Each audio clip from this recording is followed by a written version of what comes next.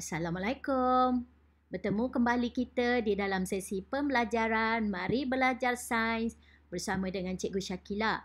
Pada kali ini, kita akan belajar tajuk yang seterusnya. Topik kita pada kali ini ialah haba. Di dalam tajuk haba, subtopik yang akan kita sentuh ialah suhu, teknik menggunakan termometer. Haba memberi kesan ke atas bahan di sekeliling kita. Cuba anda perhatikan pada gambar rajah yang diberi. Di dalam gambar rajah ini, dua orang murid sedang bermain pimpong. Tiba-tiba, bola pimpong telah menjadi kemek. Apakah yang perlu dilakukan oleh dua orang murid ini supaya bola pimpong tersebut boleh kembali kepada bentuk asalnya? Apa yang kita lihat di situ, mereka meletakkan bola pimpong di dalam air panas. Dan kesannya ialah bola pimpong dapat kembali kepada bentuk asalnya.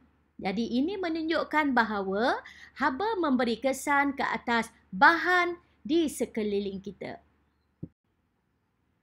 Sebagai kesimpulannya, apa yang berlaku terhadap bola pimpong tadi?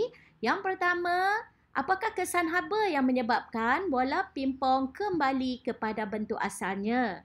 Jadi, apabila bola pimpong yang kemek direndam di dalam air panas, udara di dalam bola pimpong mengembang dan menolak dinding bola tersebut dan ianya menyebabkan bola pimpong itu akan kembali kepada bentuk asalnya. Sekarang, mari kita lihat pula apakah yang dimaksudkan dengan suhu.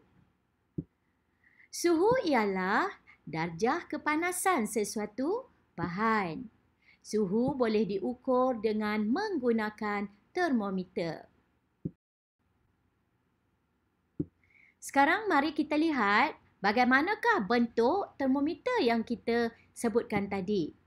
Cuba anda perhatikan pada gambar rajah yang diberi. Ini adalah salah satu daripada termometer yang kita boleh gunakan untuk mengukur suhu. Contohnya, mengukur suhu air. Perhatikan jalur yang ada pada termometer. Jalur tersebut akan berubah mengikut suhu bahan sama ada panas atau sejuk.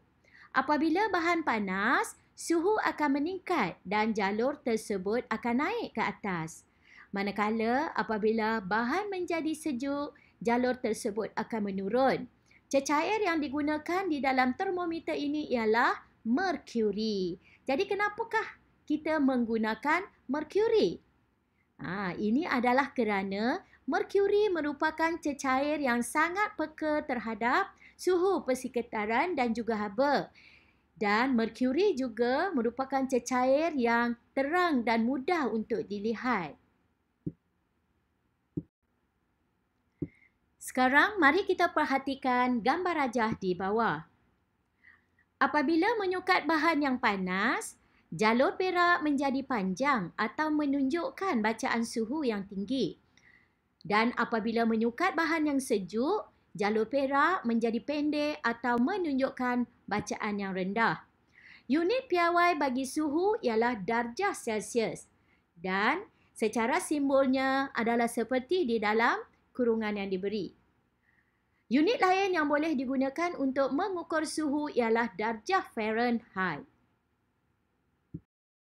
Sekarang, mari kita lihat bagaimanakah cara atau teknik yang betul ketika menggunakan termometer.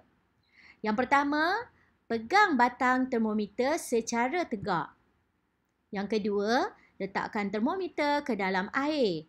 Tunggu sehingga aras merkuri berhenti bergerak. Dan yang ketiga, laraskan kedudukan mata pada meniskus merkuri dan ambil bacaan suhu. Sekarang, mari kita lihat pula bagaimanakah dan apakah yang akan berlaku kepada sesuatu bahan apabila menerima dan kehilangan haba. Haba ialah satu bentuk tenaga.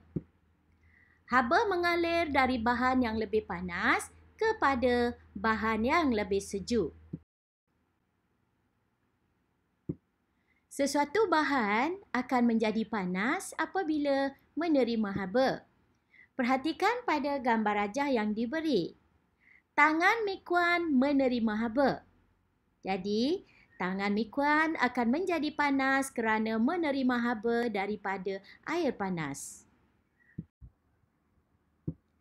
Sesuatu bahan pula akan menjadi sejuk apabila kehilangan haba. Perhatikan pada contoh gambar rajah yang diberi. Tangan Akmal kehilangan haba. Tangan Akmal menjadi sejuk kerana kehilangan haba.